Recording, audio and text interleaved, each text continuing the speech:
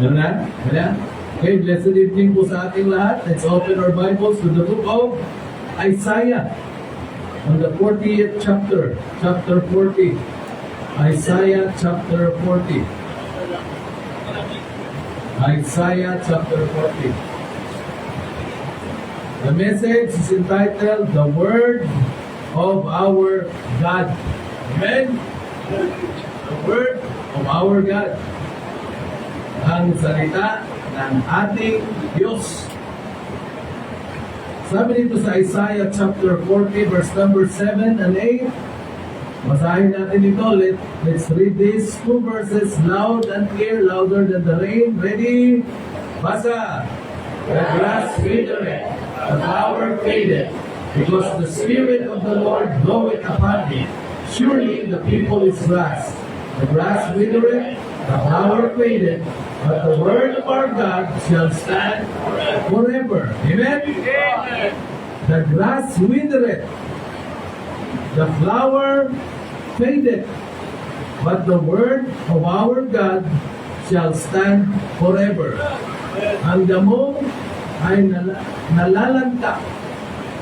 Ang bulaklak ay kumukupas. Pero ang salita ng ating Diyos, ano ba? Shall stand forever. Mananatili magpakailanman. Kasi naisip ko, itindig. Mananatili magpakailanman. Let us pray, Lord. Salamat, Panginoon, sa gabing ito. Salamat sa iyong makapangyarihang salita na aming pong nabasa. Pagpalain niyo po ang aming pananambahan sa gabing ito sa panguna po ng Banal na Espiritu. Tulungan niyo po kami na maunawaan po ang mensahe. Higit sa lahat, amin pong naisabuhay ito. Maraming salamat sa inyo pong pag-iingat sa bawat isa.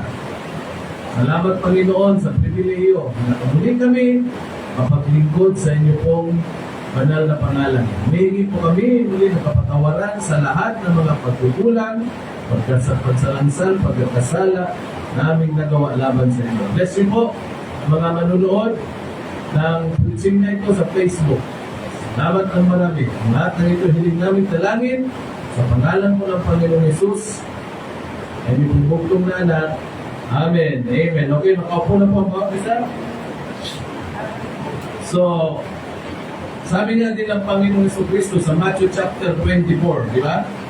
Meron pong nakalagay na sinasabi ng Panginoon mismo. Sabi niya, ang langit at lupa ay lilipas.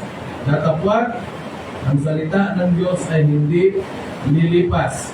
Sabi dito sa Matthew chapter 24, verse number 35, Heaven and earth shall pass away, but my words shall not pass away. Eh mga kapatid, salamat po sa salita ng Diyos. So, ano ba ang benepisyo ng salita ng Diyos sa buhay natin? Okay? So lagi ko nang tinuturo sa inyo, no, that the Word of God teaches us where to stand. Amen? Sabi nga sa Psalm 119 verse 105, Thy word is a lamp unto my feet and a light unto my path. Lamp, ilawan ng ating mga paa, at light, liwanag ng ating landas. And the Bible, the Word of God, teaches us where to stand. Turuan tayo, saan tayo tatayo. And teaches us what to stand. Ano yung tayuan natin? Amen? And this book teaches us where, how to stand, and what to stand. Ano yung papaahwat, ano yung tatayuan, at paano matatayo. Napaka-importante ng salita ng Diyos sa atin. At naalala nyo rin, itinuro ko sa inyo, no, yung benefits of the Word of God na yung una, the Word of God is for our own good. Para sa ating kabutihan ito. Amen? Amen. Walang tao na mapapariwara ang buhay kapag ang salita ng Diyos ang sinusunod. Kasi para ito sa ating kabutihan. For our own good. Paano, Pastor? Sumusunod ako sa Panginoon. Pero ang dami kong mga pagsubok, problema ang nararanasan. Basta, all things work together for good. Because the Lord is good. Kaya para sa ating kabutihan ito. Pangalawa, introduction, the Word of God is our guide. Tama? Una, for our own good. Pangalawa, our guide. Guide to salvation, guide to success, guide how to serve the Lord. Yan. Tuturo ng Biblia paano maligtas ang tao. Kaya nga, salamat sa Panginoon. Nakalagay sa 1 John 5:13, ang mga bagay na ito ay isinulat ko sa inyo na sumasampalataya sa pangalan ng anak ng Diyos upang inyo nawang malaman na kayo ay may buhay na walang hanggan. Kaya salamat sa salita ng Diyos.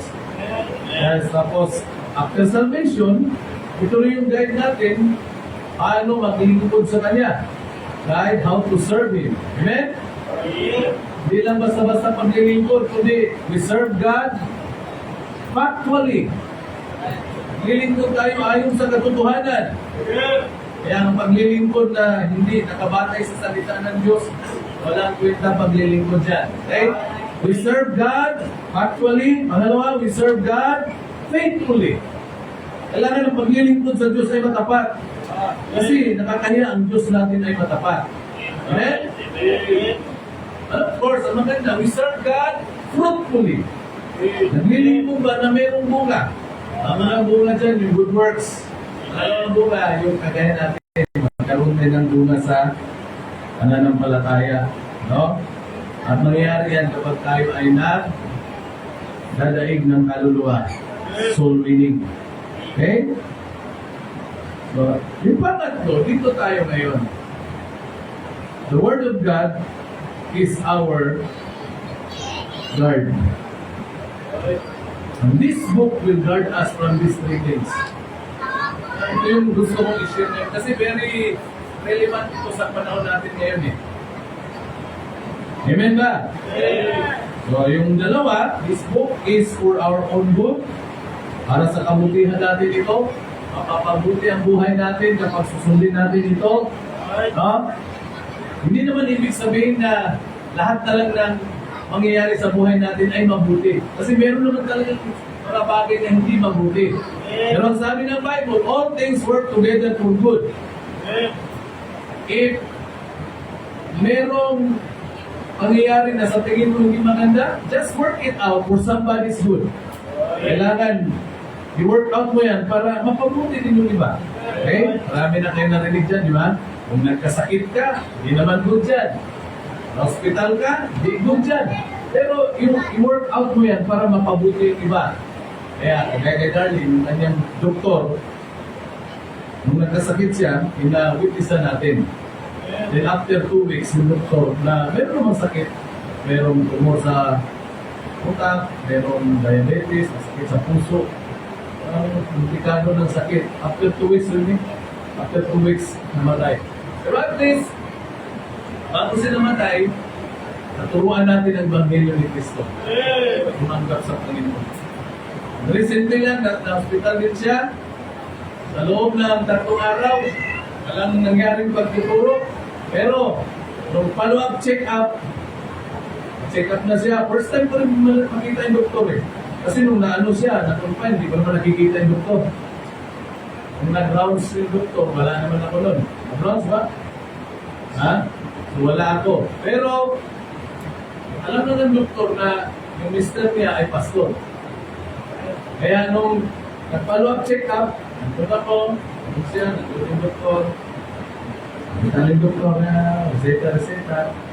Pagkatapos ng reseta, sabi ko, ma'am, thank you sa inyo at ako po ay pastor. Ano po? Sir, pastor kayo masabi sa akin. Salamat sa iyong expertise kasi yan ang expertise mo patungkol sa kalusugan ng tao. Salamat po. Pero ako naman po, bilang pastor, ang expertise namin ay patungkol sa pang-spiritual na bagay. And tinuruan ko siya. Pagka-turo ko sa kanya, talaga lang po. Very attentive siya. No? Very attentive, hindi kagaya ng iba dyan. Lalaro lang. Yung doktor, nung nagturo ako, grabe ko ninyo. Halos maluha-luha din. Sabi ko sa kanya, ma'am, ang tao mamamatay kasi ang kabayaran ng kasalanan ay kamatayan. Gusto niyo ba na hindi makaranas ng pangalawang kamatayan? Sino inano ko yun? I-explain ko sa kanya, sabi ko, opo. Tapos, ito, ang kamatayan physical, nangyayari talaga sa atin yan. Pero yung spiritual na kamatayan, pwede maiwasan yan sa pamagitan ng pagtanggap kay Kristo. Nag-pray kami, sumunod sa panalangin. At nakita ko yung smile niya pagkatapos. Salamat niya, no? Kailangan ba mag-follow up doon? Para ma-follow up din natin. No? So parang ano pala, kaya pag merong mga nangyayaring sa tingin natin hindi maganda, maganda ka na, ready mo ng sarili mo kasi good things will come out from that situation na meron ka lang mangyayari maganda. Amen? Amen. Parang ganito, umulan. Ang good thing, malamig. Malamig. Lalo na kung lalabas kayo ngayon at maligo. Okay. For our own good, in this book, the Word of God is our guide. Guide to success, guide to salvation, guide to our service. Then this book, the Word of God, is our guard. Yan, dito tayo ngayon. Guard. Number 1, this book, the Word of God, will guard us from, number 1, from discouragement. Amen? Amen. Alam nyo, sa mundo ngayon, no, kung wala kang salita ng Diyos, madi-discourage ka talaga. When you look at yourself, madi-discourage ka eh. Titingin ka sa sarili mo, tapos titingin ka sa kapwa mo, madi-discourage ka. It's either ma-discourage ka or magkaroon ka ng pride. Kasi kukumpara mo sarili mo eh. No? Titingnan mo yung sarili mo, titingnan mo yung bulsa mo. May bulsa nga, butas naman.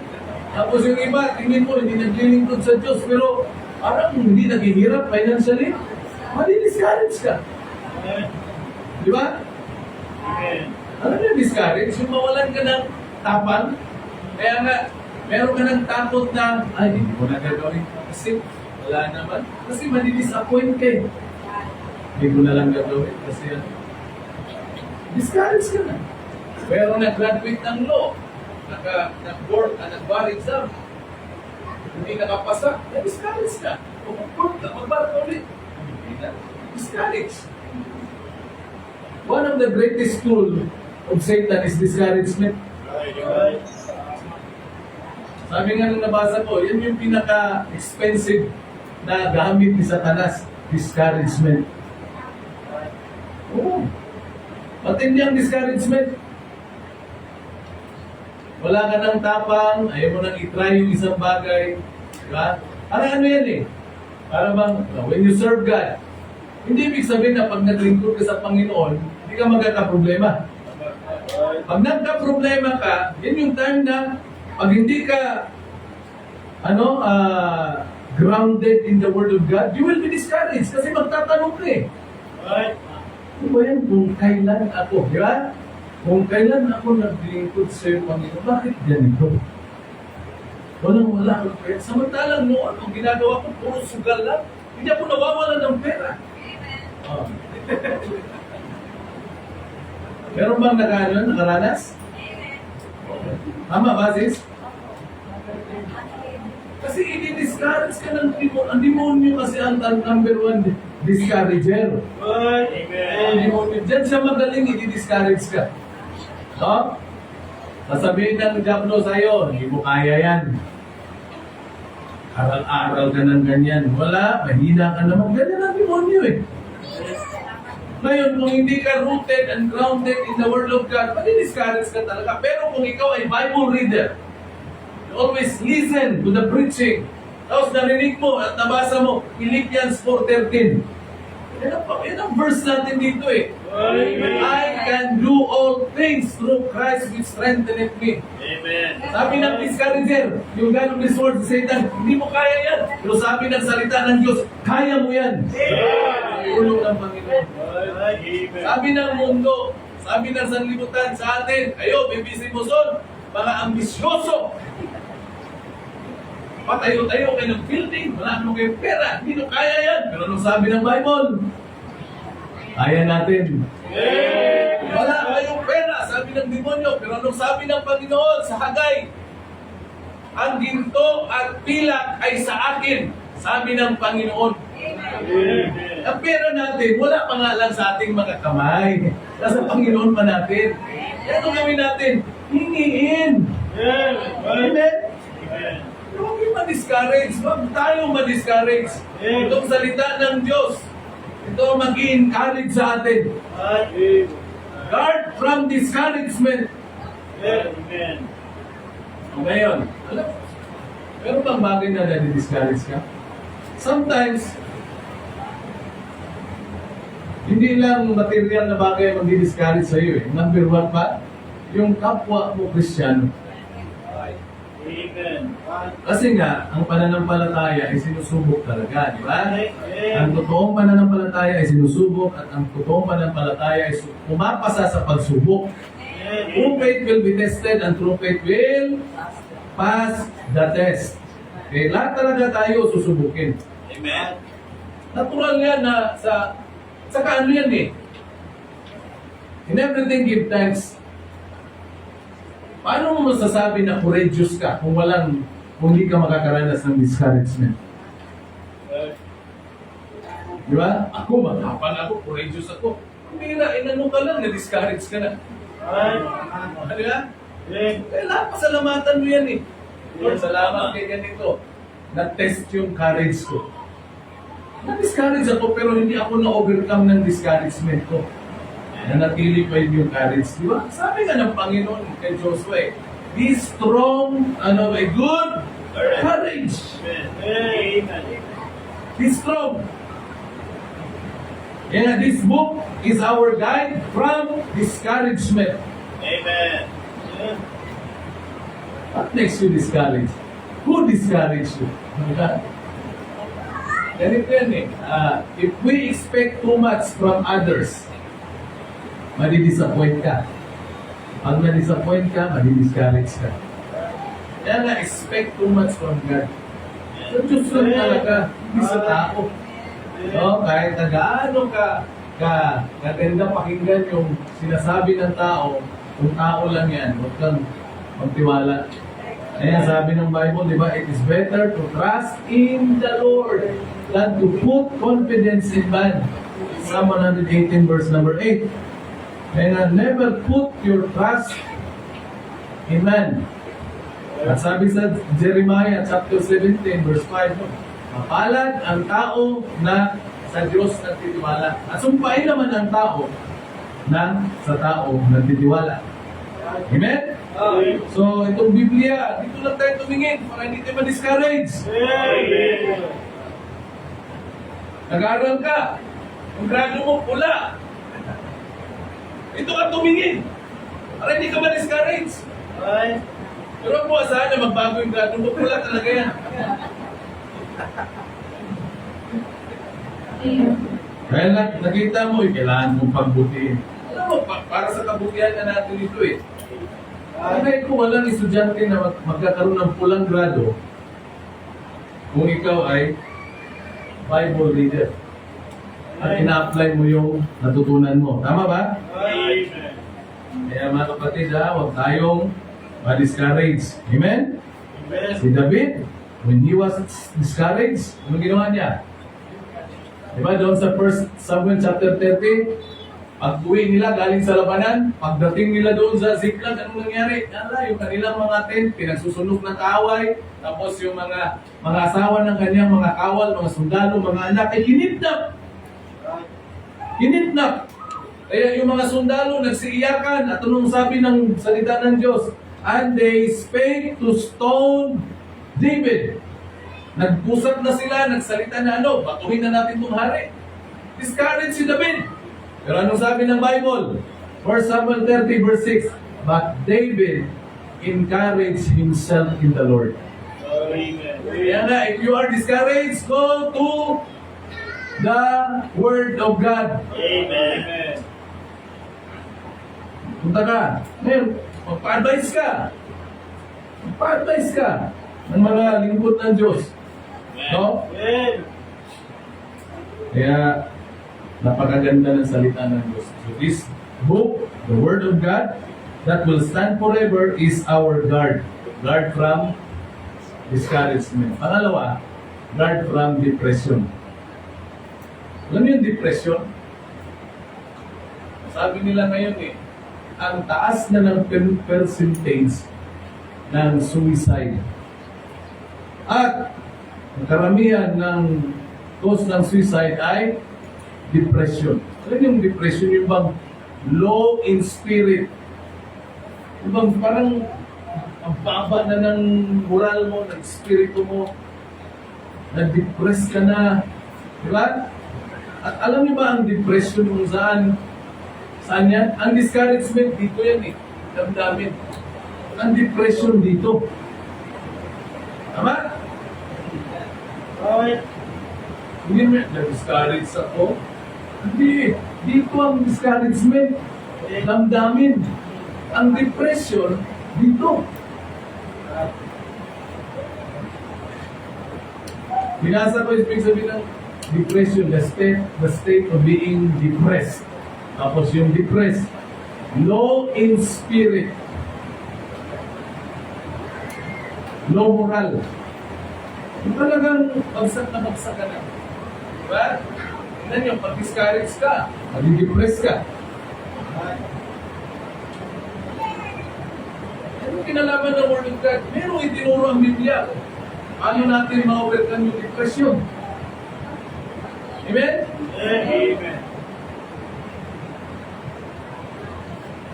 Matindi yung depression. Right.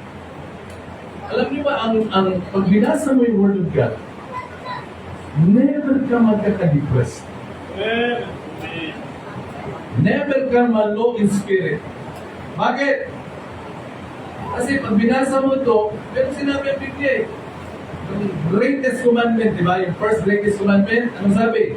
Mahalin mo ang Diyos ng iyong buong puso. Ng buong kaisipan. Kaya kung ang puso mo, mahal na mahal ang Diyos, at ang isip mo, hindi ka madidepress. Amen. God is our strength. Tama? God is the source. He is everything. Ba't ka madidepress? Ba't ka manulo in spirit?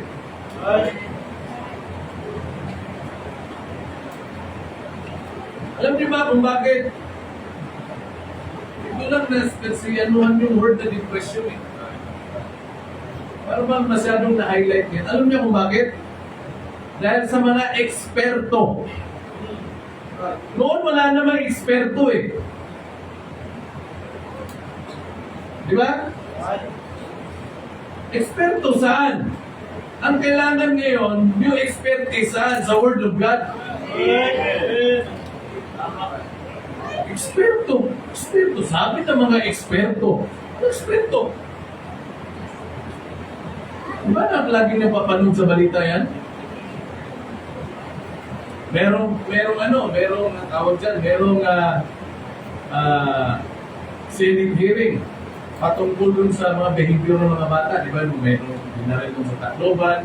Alam niyo ba kung ano yung sino-sino yung mga pinagtatawag? Mga eksperto daw. Saan? Dapat ang pinatawag nila yung mga eksperto sa salita ng Diyos. Magtuturo ba paano mabago yung buhay ng tao? Eksperto. Dahil sa mga eksperto. Ano eksperto? Ito, mabira pag isinabuhay mo to, kabisado mo, eksperto ka na. Ano yung ibig sabihin ng eksperto? Ha? Ano yung eksperto? Dalubhasa. Ang tanong, dalubhasa saan? Alam niyo, kailangan mga kabataan ngayon, hindi yung mga dalubhasa sa psychology. Hindi yan. Ang kailangan mga kabataan ngayon, yung mga taong dalubhasa sa salita ng Diyos. Kasi lang yan pwedeng makapagbago ng buhay ng tao eh. Amen. Dalubhasa. Dalupuhan. Ayon sa mga eksperto, mga balita noon, wala namang mga ganun-ganun eh. No?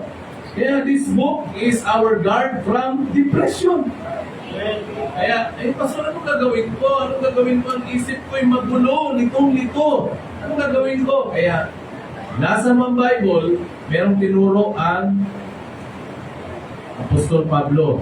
Philippians chapter 4, verse number 6, 7, and 8. Amen? Ayos ba mga eksperto?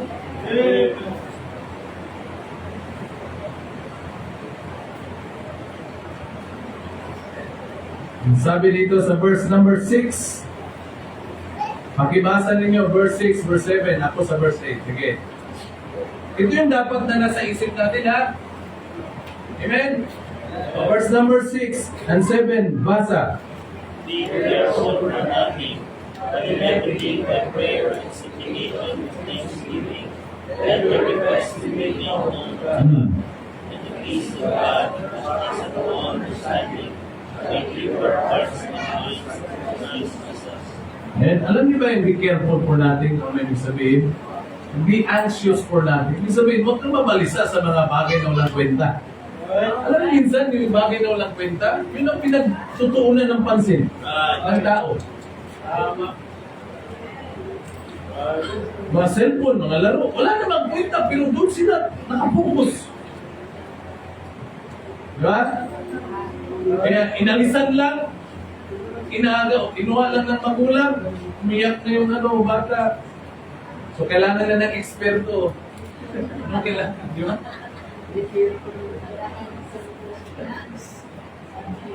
Yan kailangan talaga manalangin.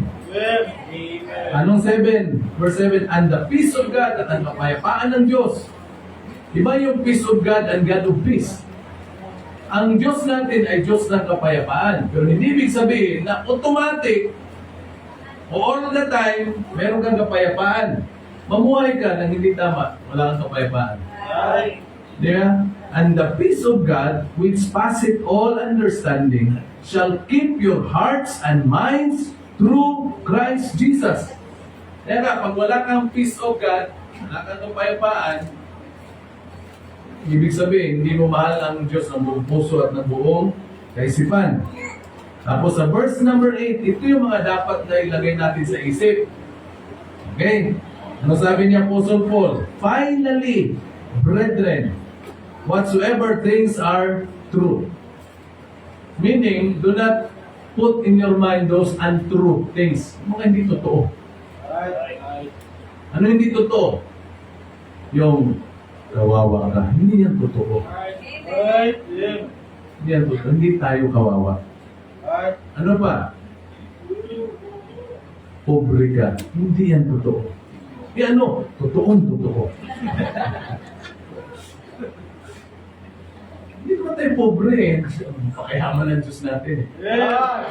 Bakit tayo mayaman? Because we possess something that money cannot buy. Kung sa man buy? Di ba yung kaligtasan? Meron tayo na hindi nabibili ng pera. Yung yaman natin. Pag sama-samahin man ang kayamanan ng buong mundo, hindi sapat ito makabayad sa isang kaluluwa ng tao. Grabe, no? Pakayaman natin. Kaya nga dapat ang tawagan natin hindi brother, sister. Doon dapat eh. Doon sa kadunya. Ayos ba doon, Abraham? And doon, Abraham, oh. Don Francis. Alright. Don Ronnie. Hindi bagay eh. No? Don Rene. Don Sakata. Mas bagay talaga yung Sakata Nash.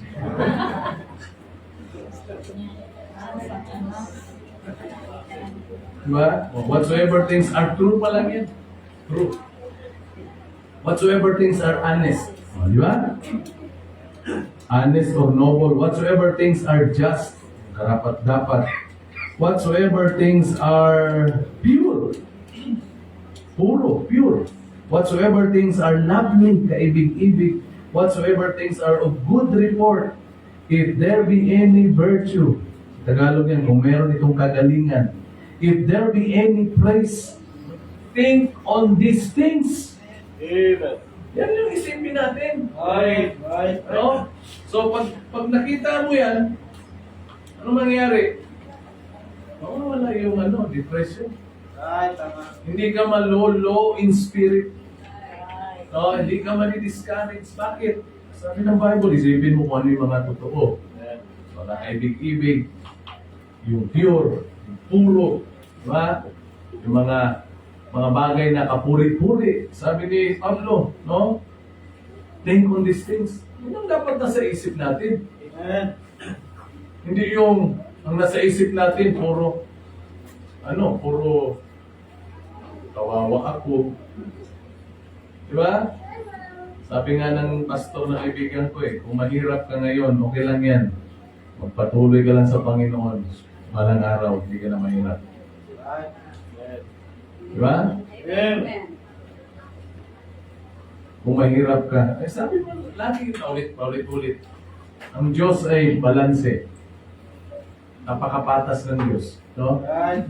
Sabi ko nga, di ba, hindi mo alam kung ano yung kaginhawaan kung hindi ka nakaranas ng kahirapan. Amen. Ano malaman na ginhawa ka? Ha? Kasi naranasan mo yung kahirapan. Amen.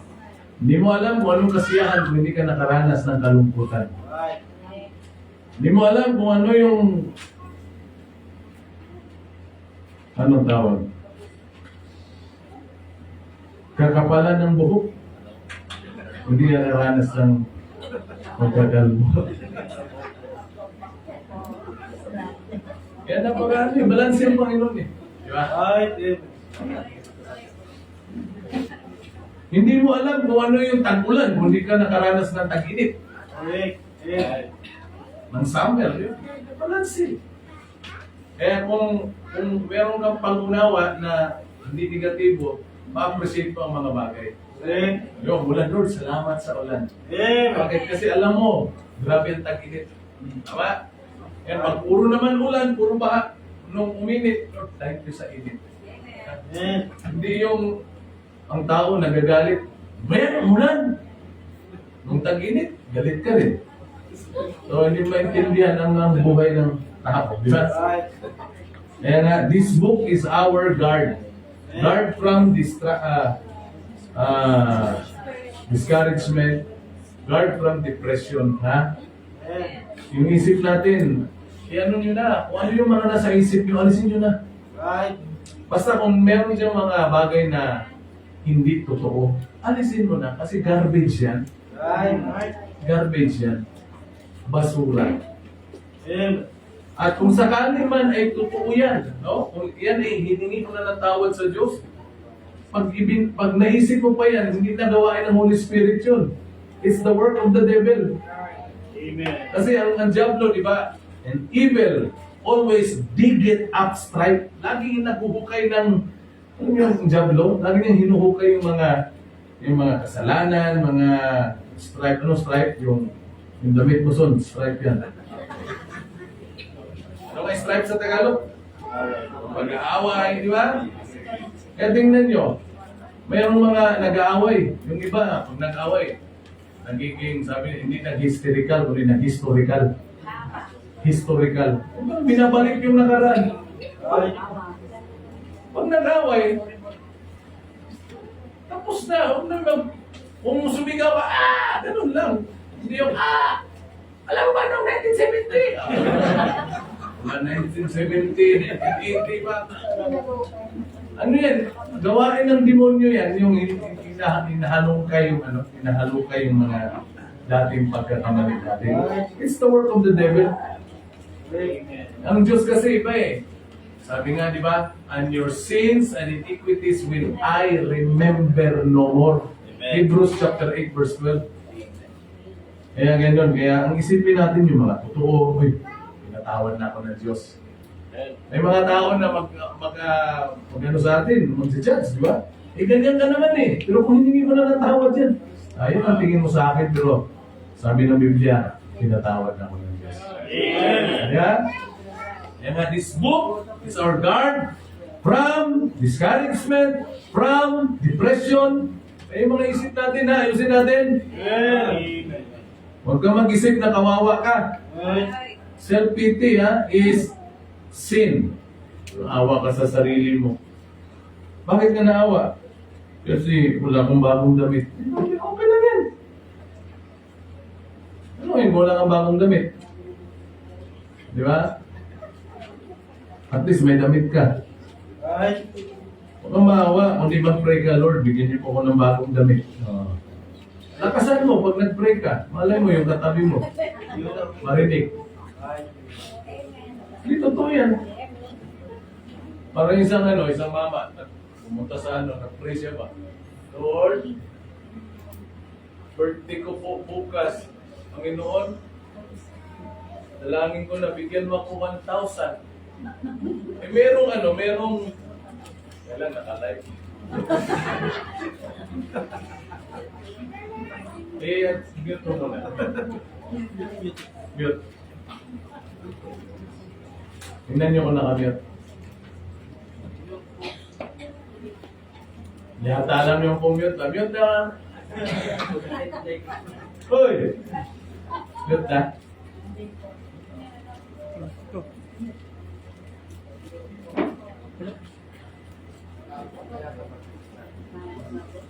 Wala. Wala may. Wala kasi. Wala. May? Wala? Wala. Wala mute. Wala mute. Wala mute ka. Wala na? Ganito eh. Puro ko na lang. Praise siya. Bigyan siya ng 1,000. Eh meron din na church doon. Nakalimpo. Mingin ng 1,000. Na-touch siya eh. Ang ginawa niya, kumuha siya ng pera. Yun nga lang, 500. Pag i-minom humingi 1,000. Ito pera. Lord, salamat po. Bibigyan po ako ng 500. Oh, Lord, pwede ba sa susunod? Huwag mo ipadaan sa kanya. Kasi nabawasan.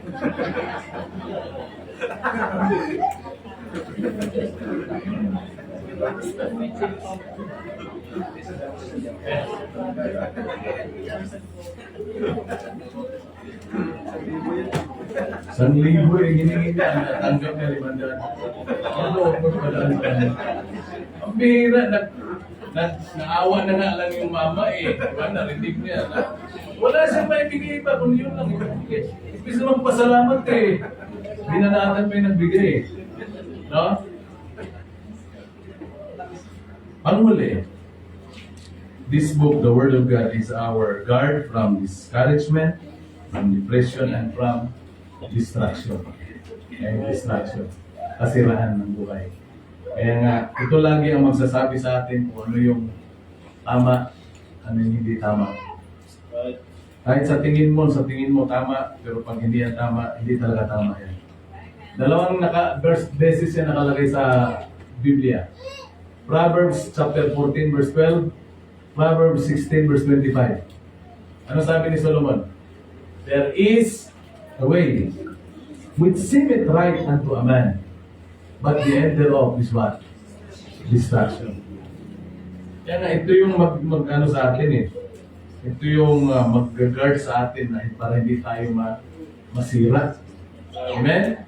Distraction. Kaya nga, yung sinabi sa 119, 105 na Book of Psalms, no, thy word is a lamp, ilawan ng aking paa, no, and a light, liwanag ng aking landas. Mahirap kaya magbiyahe sa gabi, walang ilaw, lalo na kung may sasakyan ka. Pwede kang makadisgrasya, pwede kang madisgrasya. Kaya napaka-importante. Liwanag natin ito eh. No? Kaya ang buhay natin, kailangan natin to. Salita ng Diyos.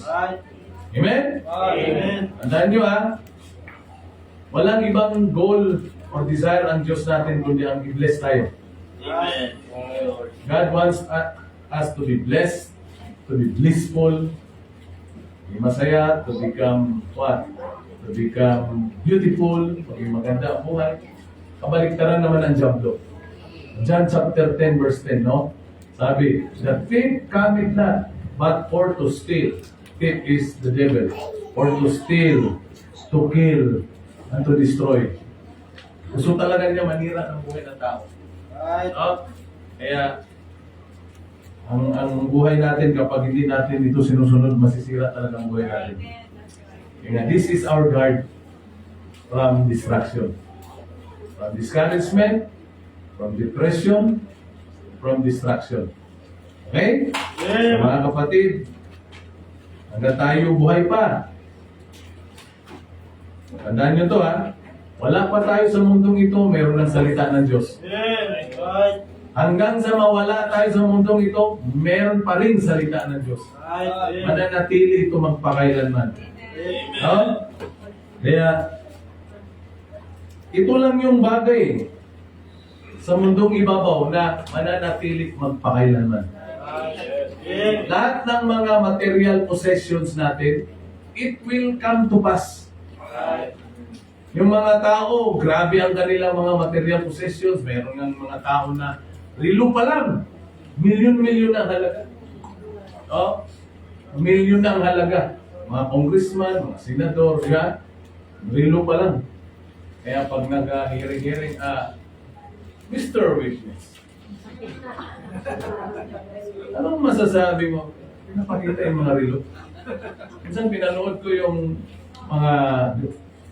sa YouTube yung mga, merong yung mga relo, yung mga mamahalin, grabe.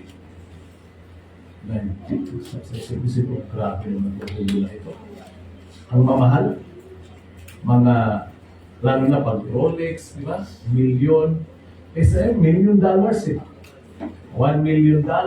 Kung dito yan, di 50 million yan. Magkano ba ang $1 yan? Ganun kamahal. Ha? Meron pa relo na tisot. Simple mo. Mamahalin, pero pag Bisaya ka, may ganyan ka, parang hindi magandang relo mo. Tisot ka na. Di ba? Grabe. Pero, lahat ng mga yan, nilipas yan. Samantalang ito, kung ano pa yung isipin mo the most powerful book. The most, nandito na, the most perfect book. The most, preserved book. Ito yung higit pa sa ginto at pilak, pero kadalasan ayaw ng tao. No? Sabi ni David, sa salita ng Diyos, sabi niya, more to be desired are they than gold.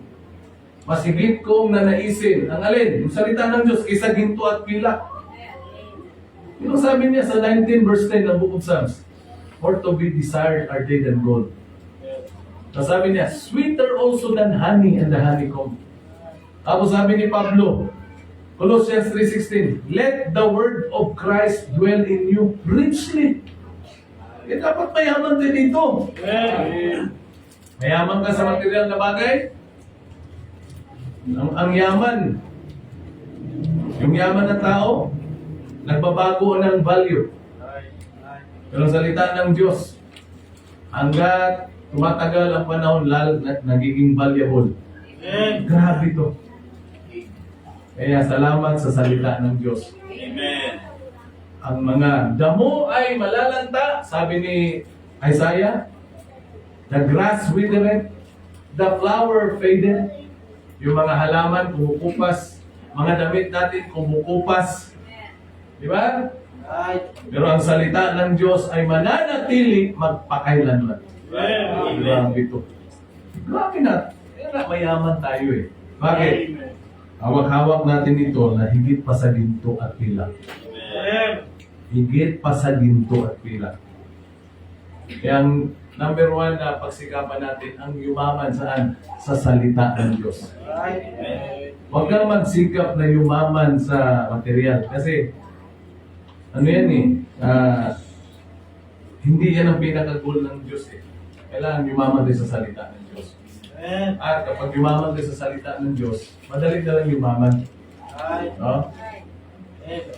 Kasi ang pinaka-blessings naman, yung masaya ka, alala yung sinabi ko, the least of all the blessings is what? Parta, money. Kaya nga pag sinabi pinagpala ako, bakit mo sabi pinagpala ka? Kasi sa lahat ng sangay ng mga bangko, meron akong pera. Napakakawawa mo naman, napakapobre mo. May pera ka sa BPI, may pera ka sa BDO, may pera ka sa Metrobank, may pera ka sa gobyerno, may pera. Lahat na ng may deposito ka. Yung value ng pera, bumababa, di ba? Pero ito, it will stand forever. Amen? To God be all the glory. Let us pray. Panginoon, salamat po sa gabing ito. Salamat sa inyong makapangyarihang salita na amin pong nabasa, pag-aralan. Salamat, Panginoong Diyos, sa Espiritu sa inyong panguna sa amin. Lord, tulungan niyo po kami na inyong pong banal na salita ay lagi naming basahin, pag-aralan, pakinggan, higit sa lahat, maisabuhay, Panginoon. Dahil ang sinabi ni Apostol na Santiago, ang sabi niya sa Kapitulo 1, talatang 22, dapat kami ay hindi lamang tagapakinig, kundi tagaganap din ng salita mo, O Diyos, sapagkat kung kami tagapakinig lang, at hindi ito ina-apply, dinadaya lang namin ang aming mga sarili. Kaya Panginoon, tutungan niyo po kami na hindi ganon, ang mapapakinggan namin ay sa buhay namin. Salamat, Panginoong Diyos, sa inyo pong makapangyarihang salita. Muli, tulungan niyo po kami na maisabuhay namin ito. Because your word is our guide for our own good and our guard. Guard from discouragement, depression, and distraction. Salamat po sa inyo. Lord, bless you po ang aming offering sa gabi ito. Lahat ng ito hindi namin talangin sa pangalan po ng Panginoon Jesus. Amen. Amen. Okay, let's give for offering. Akin na yun po.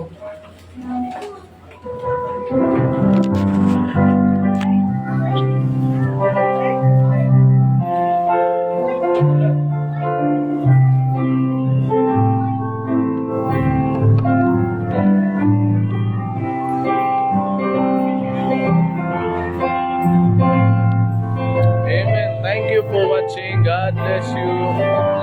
God bless you. Share din yung message na yun.